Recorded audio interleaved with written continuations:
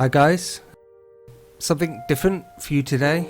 It's going to be my first tutorial of sorts. There'll be another playlist as I do different tutorial videos that don't fit into the normal gameplay stuff.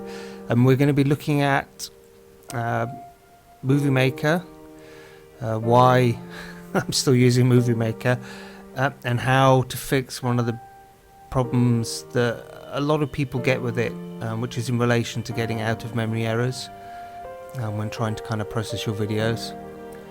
There's different guides on the internet that help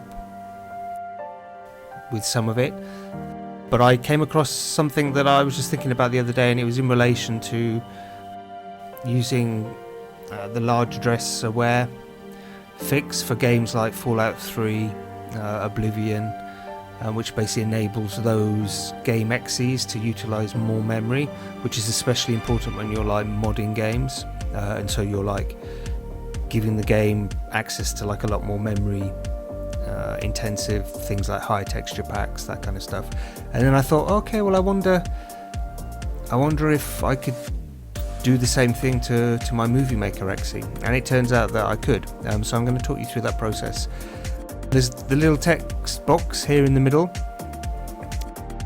which kind of has a bunch of info. What I'll do as well is I'm going to put this link here in the description below the video, so if you've got problems typing all that out, you can just click the link below the video, and that will take you directly to the forums where to get the large address aware exe from. So let's go to, well, first of all we need to find out where Movie Maker is, and in most installations it's going to be in your C sort of section, and then Program Files, and then look for Windows Live, and it's going to be in Photo Gallery, and there it is. So this just shows us where, you know, when we launch Movie Maker from a desktop, this is what it's activating, that's the exe there, and that's what we want to apply this fix to. Just follow the text instructions here. When we want to get to this website in your browser. I'm not going to link to the browser here, partly because I am using Windows 7 and it's like 2020, and basically my Windows 7 installation I keep it offline. I do a dual boot setup, and I use my Linux Mint dual boot to access the internet and things. For Windows 7 it's totally offline now, so I'm not going to be able to access that directly, but you guys know how to open a browser and type out or click a link and get yourself to the forum where you need to get this thing. The file you want to do is the posters for GT90 Concept. Scroll down his first post to the bottom of his first post, and the file you want is called that LAA_2_0_4 zip. That's the actual exe file that we're after. So you want to get that, download it onto your computer, put it wherever you want. I put mine, like I mentioned here, in my E drive under admin and utilities, and I've created a special folder just called large address aware. So we're kind of in half the route there. So I'm in my E drive admin, then I'm going to utilities, and there I've got my large address aware thing. So that was the zip file, so that's why I zipped it directly to, and then I unzipped it in the same folder and it just opened up here. So we want to get to a situation where you've got it unzipped. You can kind of see the same thing I'm seeing here, and the easiest way I like to use this software is any executable I want to change, I'm going to copy it into this folder and run the changes from there.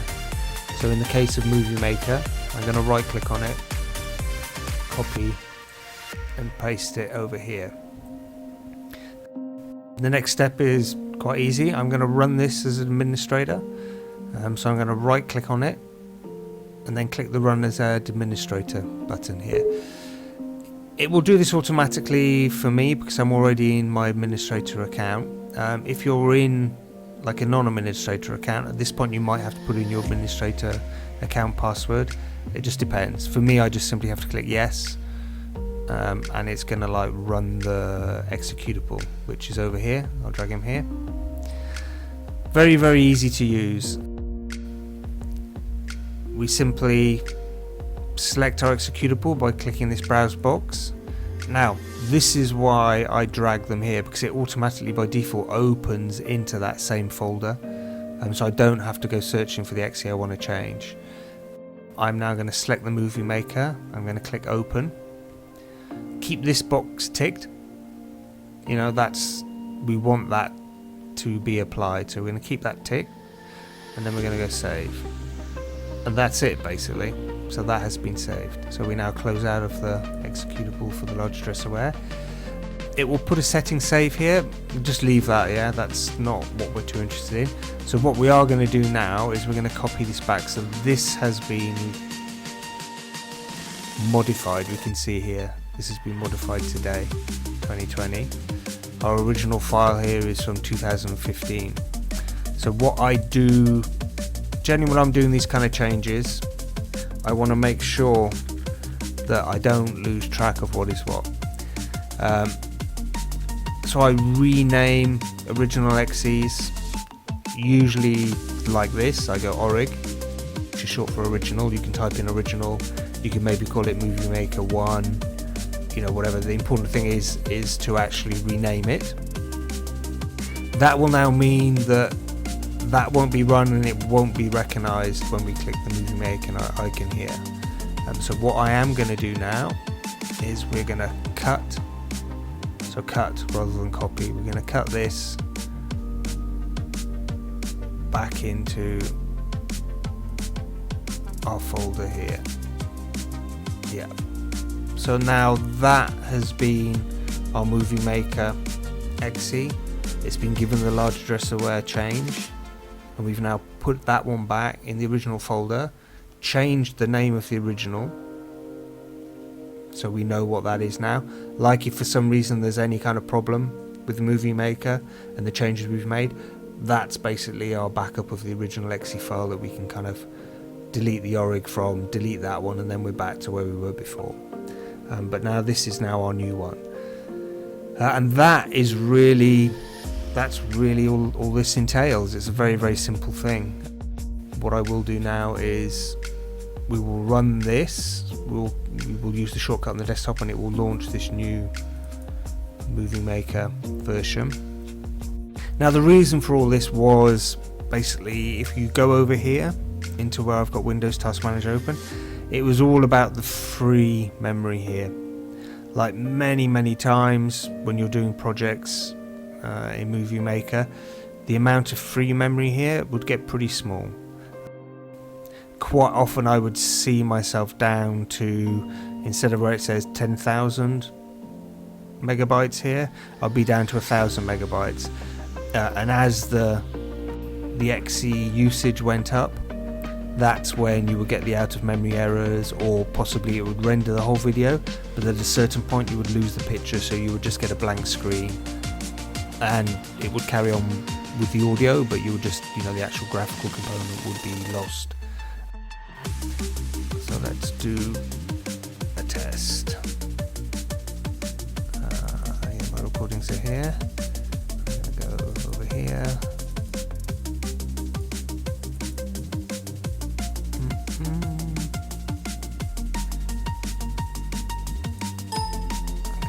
Up. Okay, fine. I'm going to run through all that. And now this is just an example. So completely not related. that's one of my last Fallout episodes. But as we can see, the memory usage starts to go up here quite a bit.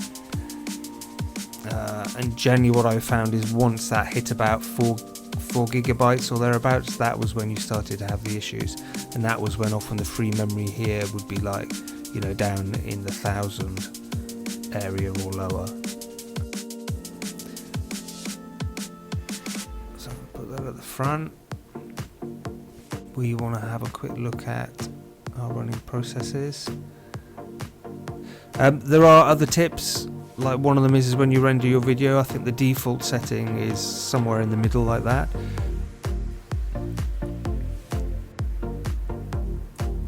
And sometimes what can help mitigate the memory usage is if you slide the zoom scale all the way to the maximum plus side.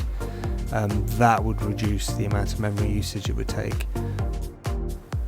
I think also we've got there's a temporary folder shortcut which I've got down here.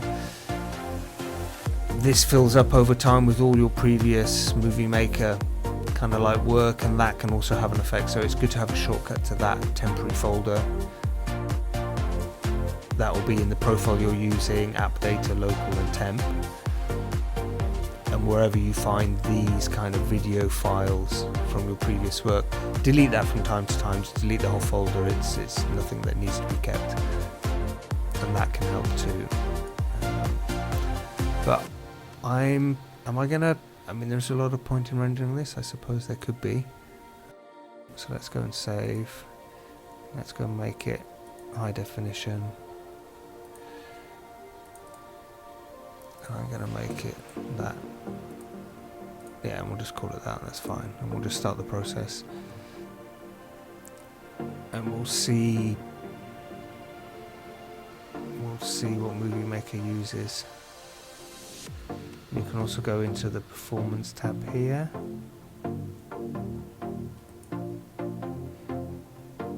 Yeah, and keep an eye on the amount of available free memory. That's really the key. It was when this starts to go down to about 1,000. That's when you have the problems. Now with this large address aware thing, generally I find it won't get less than 9,000. It will kind of stay in that ballpark. And let's have a look at the process again. And Movie Maker will just keep going.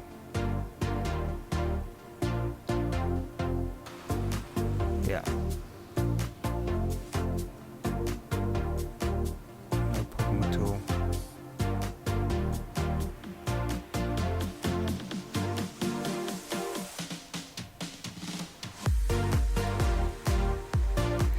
You could tell when you had the actual error, because suddenly your CPU usage would drop.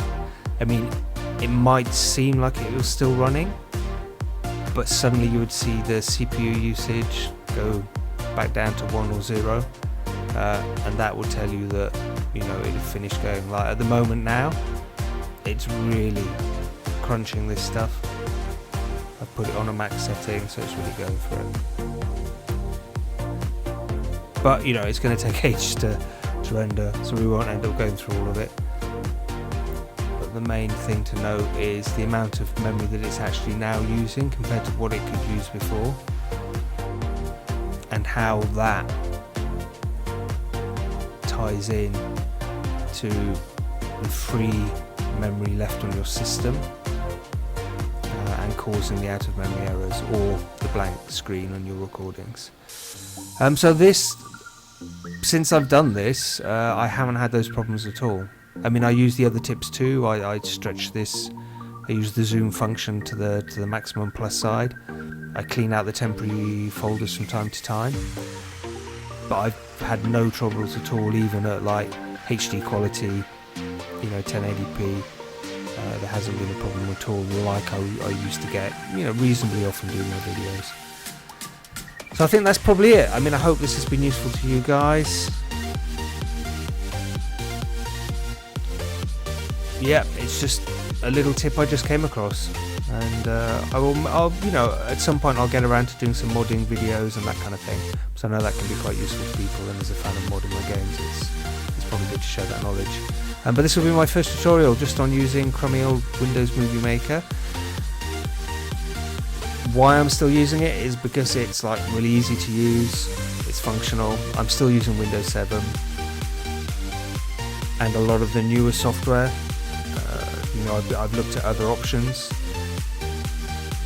and I haven't either like like the latest stuff isn't compatible with Windows 7, or I haven't been happy with the results that I've got from using that's talking about the free tools.